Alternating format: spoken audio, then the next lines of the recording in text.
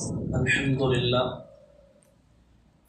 لله رب العالمين والعاقبة للمتقين والصلاة والسلام على سيدنا محمد وعلى آله وأصحابه أجمعين أما بعد فقد قال الله تعالى في القرآن الكريم بعد أعوذ بالله من الشيطان الرجيم بفضل بسم الله الرحمن الرحيم قد أفلح ما تزكى وذكر اسم ربه فصلى صدق الله العظيم. கண்ணியத்திற்குரிய அல்லாஹ்வின் அடியார்களே, அல்லாஹ்வினுடைய ஒரு மாபெரும் கிருபையால் அருளால் 30 நாட்கள் தராஹினுடைய தொழுகையை தொழுகக்கூடிய வாக்கியத்தை, அதுவும் முழு குர்ஆனையும் கேட்கக்கூடிய வாக்கியத்தை, இமாம் ஜமாஅத்துடன் தொழுகக்கூடிய ஒரு வாக்கியத்தை வல்ல ரஹ்மான் நம் அனைவருக்கும் வழங்குகின்றான். இதற்கு நாம் அல்லாஹ்விற்கு அதிகமாக நன்றி செலுத்த வேண்டும். அதிலும் குறிப்பாக ஒரு அமலுடைய இறுதி கட்டம் என்பது மிக ஒரு முக்கியமான கட்டம். நாம் ரமலானுடைய இறுதி கட்டத்தில் இருந்து கொண்டிருக்கின்றோம். இந்த நேரத்தை வருந்தி நாம் அல்லாஹ்விடத்தில் அதிகமாக பயப்பட வேண்டும். அவனிடத்தில் கையேந்தக்கூடிய ஒரு நேரம். இதற்கு உதாரணமாக ஒரு போரை பற்றி சொல்லுவார்கள், உஹதுடைய போர். அந்த உஹதுடைய போரில் முஸ்லிம்களுக்கு வெற்றி நிச்சயம் என்று உறுதி செய்யப்பட்ட ஒரு போர். சஹாபாக்களுக்கு மிக உறுதியாக தெரிஞ்சிருச்சு, எதிரிகள் அனைவரும் வீழ்த்தப்பட்டார்கள், நமக்கு வெற்றி நிச்சயம் என்று உறுதியாக்கப்பட்ட அந்த போர். நாயகம் ஸல்லல்லாஹு அலைஹி வஸல்லம் ஒரு ஜமாஅத்தை ஒரு மலையின் மீது எந்த நிலை வந்தாலும் இந்த மலையை விட்டு நீங்க இறங்கக்கூடாது என்பதாக சொன்னார். ஆனா மற்ற சஹாபாக்கள் போரினுடைய நிலைமையில் முடிந்துவிட்டன என்பதாக அந்த கனிமத்தினுடைய பொருட்களை, போரில் எதிரிகள் கொண்டு வந்த அந்த பொருட்களை எடுத்துக் கொண்டிருந்ததை இந்த மேல நின்றவங்க பார்த்துட்டாங்க. பார்த்துட்டு அந்த மேல ஒரு தளபதியாக ஒரு நபரை நியமித்தார் என்று சொல்றார்கள். அவ்வளவுதான், போரெல்லாம் முடிஞ்சிருச்சு, வாங்க நம்ம போவோம். அப்ப அந்த தலைவி சொல்றாரு, இல்ல இல்ல, நாயகம் ஸல்லல்லாஹு அலைஹி வஸல்லம் எந்த காரணத்தை கொண்டும் நான் சொல்லாமல் இந்த மலையை விட்டு நீங்க இறங்கக்கூடாதுன்னு சொன்னாங்க. அதனால நாம இறங்க வேண்டாம். எவ்வளவோ அவர் சொல்லியும் இவங்க கேட்காம அனைத்து நபர்களும் அந்த மலையை விட்டு கீழே இறங்கி அவங்க அந்த பொருளை எடுக்க ஆரம்பிச்சாங்க. எதிரிகளுடைய ஒரு சின்ன குழு அந்த மலையின் மீது வந்து அவர்களை மேலிருந்து தாக்கி முஸ்லிம்களுக்கு வெற்றி நிச்சயம் என்று சொல்லப்பட்ட அந்த போர் இருக்குதே, முஸ்லிம்களுக்கு மிகப்பெரிய தோல்வி உண்டாகிடுச்சு. அதே போன்றுதான் இந்த ரமலானுடைய மாதத்தில் 30 நாட்கள் அல்லாஹ்விடத்தில் நாமல் தொழுது அவனுக்கு முழுமையான முறையில் நோன்புகளை நோற்று பசித்திருந்து கடைசி நேரம் இருக்கிறது அல்லவா, இதுதான் முக்கியமான நேரம். ஷைத்தான் இந்த நேரத்தில் தான் பாவத்தினுடைய அதிகமான சிந்தனையை தூண்டுவான். இந்த நேரத்தில் ஒரு அமலுடைய இறுதி, அந்த இறுதியுடைய தருவாயில் நாம கேட்கக்கூடிய துஆ கபூலாக்கப்படும். அல்லாஹ் மிகப்பெரிய கருணையால் நமக்கு 30 நோன்பு கடமையாகிருக்கின்றது இந்த வருடம். இந்த நோன்பை நாம் இன்னும் ஒரு முக்கியமாக, இது வரக்கூடிய இன்னும் சில நிமிடங்களில் நம்மளை விட்டு நன்மையை வாரி வழங்கக்கூடிய இரவு நம்மளை விட்டு போக போகுது, கடைசி இரவு. இதற்கு அப்புறம் நமக்கு சஹருடைய நேரம் கிடைக்குமா என்பதாக தெரியாது, தஹஜ்ஜுடைய நேரம் கிடைக்குமா என்பதாக தெரியாது. மற்ற நாட்களில் நாம் அல்லாஹ்விடத்தில் முறையிட்டதை விட இந்த இரவில் அல்லாஹ்விடத்தில் நாம் அதிகமாக முறையிட வேண்டும். நான் சொல்ல வந்த விஷயம் என்னவென்று சொன்னால், எப்படி கடைசி நேரத்தில் ஷைத்தான் அந்த உஹதுடைய போல திசை திருப்பி தோல்வி அடைந்தார்களோ, அதே போன்று ஷைத்தான் இந்த நேரத்துல பெருநாளுக்காக வேண்டி அதிகமான தயாரிப்பு செய்ய வேண்டும் என்பது சிந்தனையை ஊட்டுவான். நம்முடைய தயாரிப்பை எல்லாம் முன்கூட்டியே முடிச்சிருக்கணும். நம்முடைய தயாரிப்பை எல்லாம், ரமலான் என்பது பொருள் வாங்குவதற்கு உண்டான மாதம் அல்ல, அது நன்மையை கொள்ள அடிக்கக்கூடிய, நன்மையை அல்லாஹ்விடத்தில் அதிகமாக பெறக்கூடிய ஒரு மாதம். அல்லாஹ் விளங்கி அமல் செய்யக்கூடிய பாக்கியத்தை நம்ம முடிவானார். அதே போன்று இன்றைய நாட்கள் நாம் அல்லாஹ்விடத்தில் முழுமையாக வணங்கி இதை நாம இதோடு விட்டுட்டு போயிடக்கூடாது. இது ஒரு தொடக்கம். இதை கொண்டு இனி வரக்கூடிய நேரங்களில் நாம் எப்படி இந்த ரமலானுடைய மாதத்தில் 5 கால தொழுகைகளை பேணி தொழுதோமோ, சுன்னத் நபில் போன்ற வணக்கங்கள் ஈடுபட்டோமோ, அதே போன்று மற்ற நாட்களிலும் நாம் தொழுக வேண்டும். எப்படி இந்த ரமலானுடைய மாதத்தில் தஹஜ்ஜுடைய பாக்கியம் அல்லாஹ் ரஹ்மான் நமக்கு வழங்கினானோ மற்ற நாட்களில் நாம் தொழுக வேண்டும்.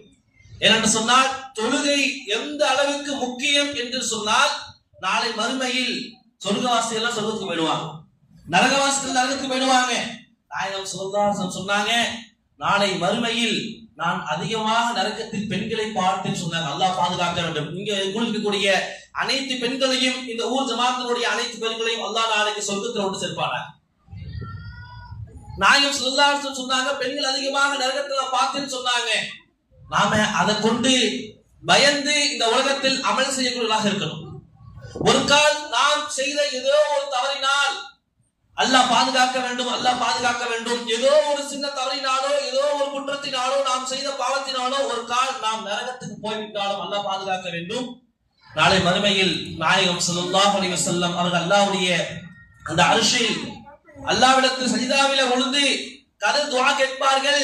யா அல்லாஹ், என்னுடைய உம்மத்தில் கடுகளவு என்று யாருக்கு ஈமான் உள்ளதோ அவர்கள் சொர்க்கத்துக்கு கொண்டு வந்துரு என்பதாக கதறும் பொழுது அப்போ அல்லாஹ் உத்தரவிடுவான் மலக்குமார்களுக்கு, நாயகம் ஸல்லல்லாஹு அலைஹி வஸல்லம் உம்மத்தில் கடுகளுக்கு ஈமான் யாருக்கா இருந்தா அவர் தூக்கிட்டு வந்திருப்பா என்பதாக மலக்குக்கு உத்தரவிட்ட உடனே மலக்கெல்லாம் அங்க போயிட்டு திருப்பி வருவாங்க இறைவனுக்கு.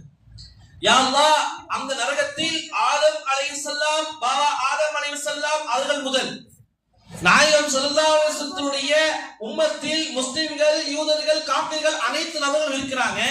இதுல நான் நாயகம் ஸல்லல்லாஹு அலைஹி வஸல்லம் உம்மத்தை கண்டுபிடிச்சி அதுல ஈமான்தாரியை நான் எப்படி கண்டுபிடிப்பேன் என்பதாக கேட்கும் பொழுது அல்லாஹ் ரப்பல் ஆலமீன் சொன்னான், யாரெல்லாம் இந்த உலகத்தில் தொழுதார்களோ ஒழு செய்தார்களோ அது பொருந்தால் அவர்களுடைய நெற்றிகள், கைகள், கால், பாதங்கள் நான் நரக நெருப்புக்கு உத்தரவிட்டு விட்டேன், அதை நீ தீண்டக்கூடாது என்பதாக. நீ நரகத்துக்கு போய் பாருங்க, யாருடைய முகங்கள் கருகவில்லையோ, யாருடைய கை கால் பாதங்கள் கருகவில்லையோ அவர்கள் எல்லாம் நாயகம் ஸல்லல்லாஹு அலைஹி வஸல்லம் உம்மத்தார்கள், தொழுதவர்கள். அவர்களை நீங்க சொர்க்கத்துக்கு கொண்டு வந்திருக்க அல்லாஹ் சொல்லுவான். அப்ப தொழுதலுடைய மகத்துவம் எந்த அளவுக்கு. நாம் ஏதேனும் ஒரு பாவம் செய்தால் நரகத்துக்கு போய்விட்டாலும் கூட உடனடியாக நாயகம் ஸல்லல்லாஹு அலைஹி வஸல்லம் சிபாரிசு மூலமாக நாம் நாளைக்கு சொர்க்கத்துக்கு வரக்கூடிய மிகப்பெரிய ஒரு வாய்ப்பை ரஹ்மான் நமக்கு தருவான்.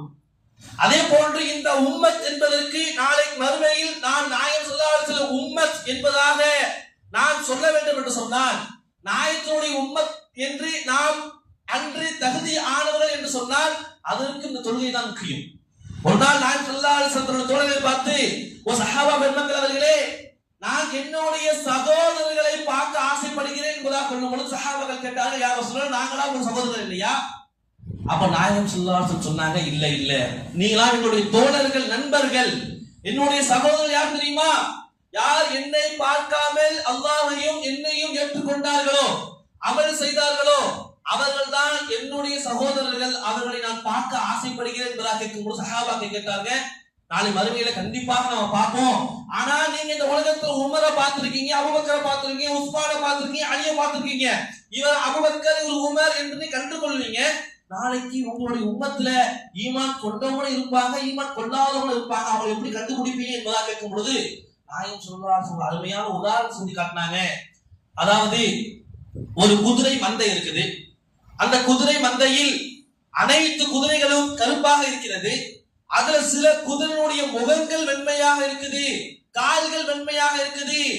இப்படியாப்பட்ட முழுக்க முழுக்க கருப்பு நிற அந்த குதிரை மந்தையில் இந்த திட்டு திட்டாக வெள்ளை இருக்கக்கூடிய முகத்தில், கால்களில் வெள்ளை இருக்கக்கூடிய அந்த குதிரையை பிரிப்பது இலகுவா கஷ்டமா கேட்கும் பொழுது ஈஸியா பிரிச்சிடலாம் என்பதாக சஹாபாக்கள் சொல்லும் பொழுது, நாளை என்னுடைய உம்மத் ஒழு செய்ததன் காரணமாக, அவர்கள் தொழுத தொழுகையின் காரணமாக அவர்களுடைய நெற்றிகள் வெண்மையாக இருக்கும், அவருடைய கால் பாதங்கள் வெண்மையாக இருக்கும்.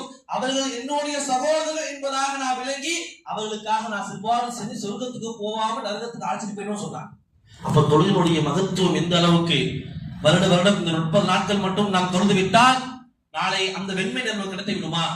இல்ல இல்ல, 365 நாட்களும் வாழக்கூடிய அனைத்து நாட்களும் நாம் ஐங்கால தொழுகையை பேணி தொழுது வந்தோம் என்று சொன்னால் நிச்சயம் நபியினுடைய வாரிசாக, நபியினுடைய சகோதரர்களாக, நாளை கழுகழகு ஈமான் உள்ள நல்லடியார்களாக நாம் ஆவதற்கு மிக மிக உறுதியான ஒரு ஹதீஸ் இது. அதனால தாய்மார்களே, நாம் இந்த ரமலானுடன் நம்முடைய தொழுகையை மூடி வைத்து விடக்கூடாது. தொடர்ந்து இந்த ரமலானில் இருந்து அடுத்த ரமலான் வரை, நம்முடைய மவுத் வரை இந்த தொழுகையை நாம் கடைபிடிக்க வேண்டும். ரஹ்மான் அப்படியாப்பட்ட வாக்கியத்தை நம் அனைவரும் தந்து புரிவானாக. அடுத்தபடியாக வணக்கங்கள் பல வகை. உடல் சார்ந்த வணக்கம், தொழுகை, நோன்பு, இதெல்லாம் உடல் சார்ந்த வணக்கம். சில வணக்கம் இருக்குது பொருள் சார்ந்த வணக்கம். ஜகாத்து, சதக்கா, தான தர்மங்கள், இதெல்லாம் பொருள் சார்ந்த வணக்கம். சில வணக்கம் இருக்குது பொருளும் வேணும், உடலும் வேண்டும். ஹஜ் போன்ற வணக்கம் இருக்குது அல்லவா, அதற்கு செல்வமும் வேணும், பணமும் வேண்டும், அதே சமயத்துல உடலுடைய ஏற்பாடும் வேண்டும். அங்க நாம அதிகமான சிரமங்களை மேற்கொள்ளணும். இப்படி வணக்கங்கள் பலவிதம் இருக்கு. ஆக இந்த பொருள் சார்ந்த வணக்கத்தை பற்றி சொல்லும் பொழுது அல்லாஹ்விற்கு மிக பிடித்த வணக்கம் எது என்று சொன்னால் தான தர்மம் செய்வது இருக்குது அல்லவா, இதெல்லாம் அல்லாஹ்வுக்கு மிக பிடித்த வணக்கம். நாம நினைச்சுக்கிட்டு இருக்கோம் நம்ம தான தர்மங்கள் செய்வதனால நம்முடைய செல்வங்கள் குறைந்து என்பதாக. நாயகம் ஸல்லல்லாஹு அலைஹி வஸல்லம் சொன்னாங்க, மா நகஸ மாலம் மின் ஸதகா, சதகா இருக்குது அல்லவா, உங்களுடைய செல்வத்திலிருந்து எந்த ஒன்றையும் குறைத்து விடாது சொன்னாங்க.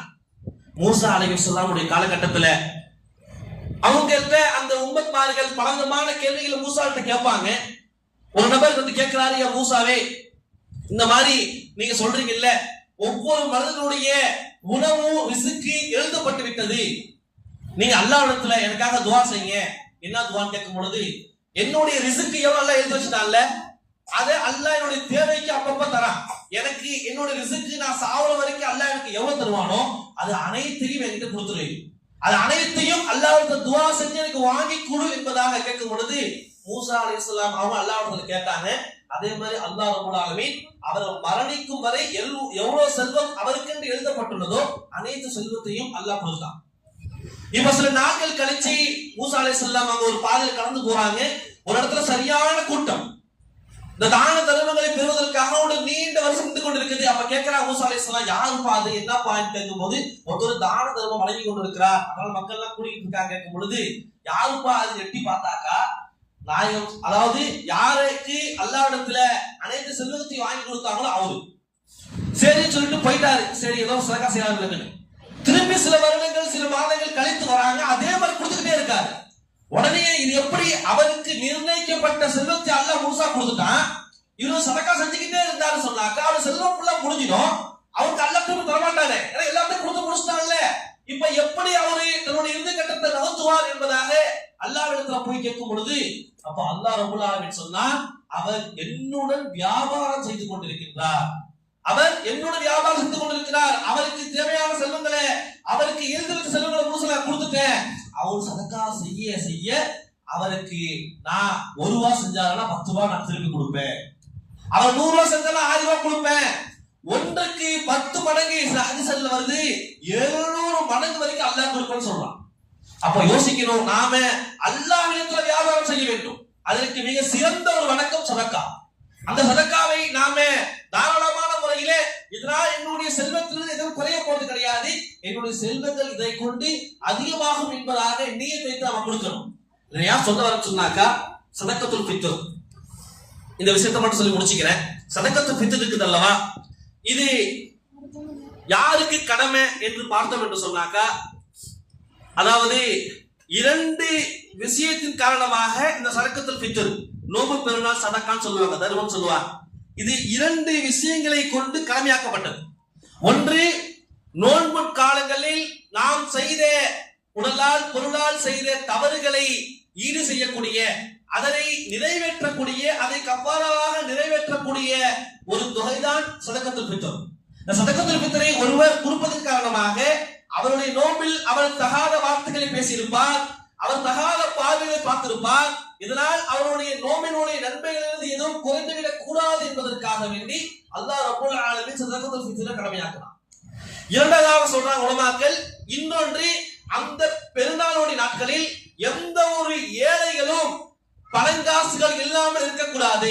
அனைத்து ஏழைகளும் சதக்கத்துல் ஃபித்ர் என்று சொல்லக்கூடிய இந்த தான தர்மத்தின் மூலமாக அவர்களும் பெருநாட்களை மிக சிறப்பான முறையில் கொண்டாட வேண்டும் என்ற 2 காரணங்களுக்காக வேண்டி கொடுக்கப்பட்டது.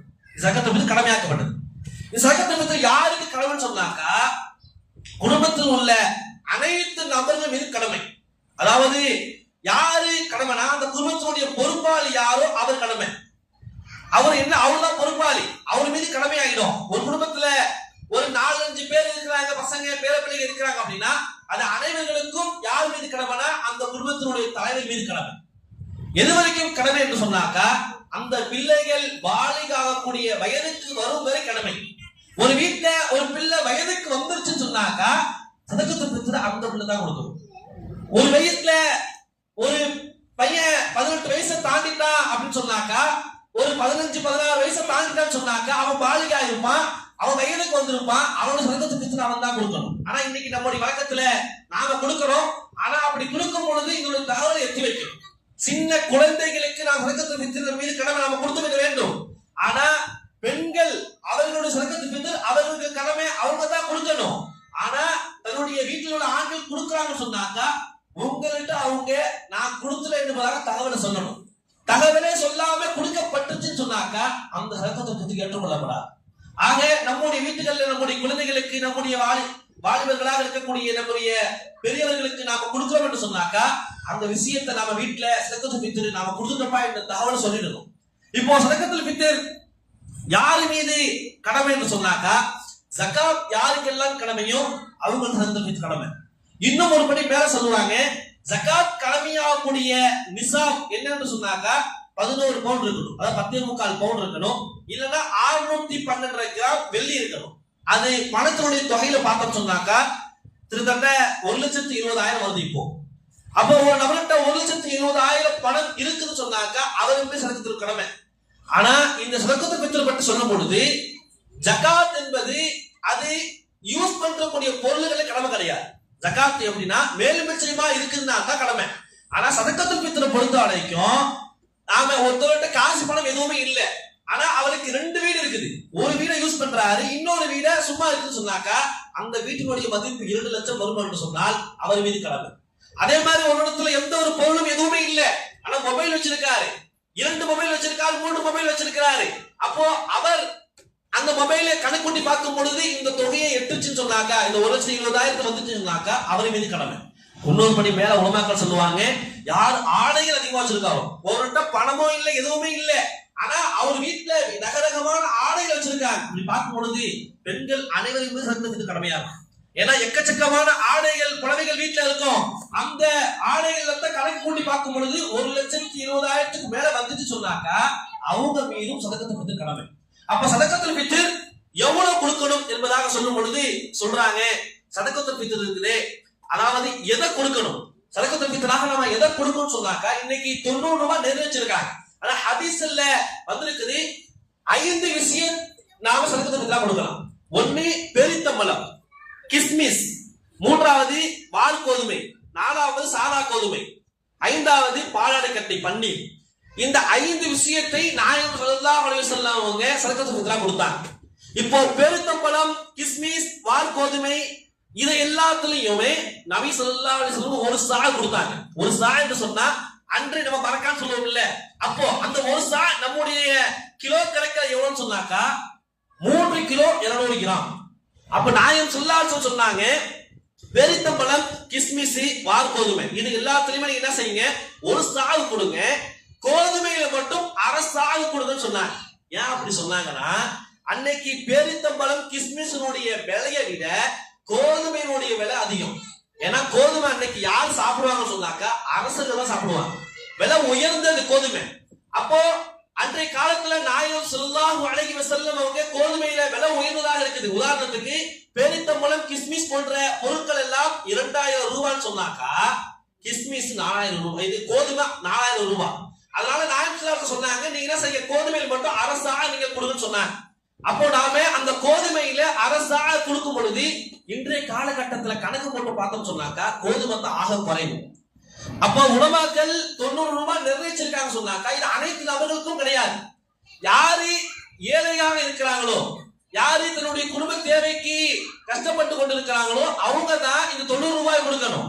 நம்மள்கிட்ட அல்லாஹ் ரப்பல் ஆலமீன் வசதியான செல்வங்களையும் பண காசையும் கொடுத்துருக்கான்னு சொன்னாக்கா நாம என்ன செய்யணும், பெருந்தம்பழத்தினுடைய அளவை, இந்த கிஸ்மிஸினுடைய அளவை கொடுக்கணும். இப்ப உதாரணத்துக்கு இந்தியாவோட பெருந்தம்பழத்துக்கு சொன்னாங்க 1 கிலோ 180 ரூபாய் வருது. அப்ப 3.25 கிலோ சொன்னாக்க குத்து மதிப்பா ஒரு 500 ரூபாய் வரும். அப்போ பணக்காரங்க நம்மகிட்ட காசு பணம் இருக்கு அப்படின்னா நாம அந்த 90 ரூபாயோட சுத்தி கொள்ளக்கூடாது. நாம் தாராளமாக நம்ம சதகத்தை திட்டுற ஏழைகள் சந்தோஷமா கொண்டாடுவதற்காக வேண்டி ஒரு நபருக்கு 500 ரூபாய் கணக்கு போட்டு கொடுக்கணும். ஆக சதகத்து சுற்றத்தினுடைய இன்னும் ஏராளமான விஷயங்கள் இருக்குது. நீங்க உலமாக்கள்கிட்ட அஜித்த தன்னுடைய வீட்டுல உள்ளவங்கள்ட்ட கேட்டு இன்னும் அதனுடைய தெளிவான விளக்கங்களை பெற்று இந்த ரமலானுடைய மாதத்தை முழுமையாக நாம எப்படி அமல் செஞ்சோமோ, அல்லாஹ்விடத்துல நோட்டு கையில் துஆ கேட்டோமோ, அதே போன்று மீதம் இருக்கக்கூடிய இந்த ஒரு இதழிலும் இதற்கு பிறகும் நாம அல்லாஹ்விடத்தில் அதிகமாக துஆ செய்து இதுவரை வெற்றி பெறக்கூடிய வாக்கியத்தை ரஹ்மான் நம் அனைவரும் புரிவானாக.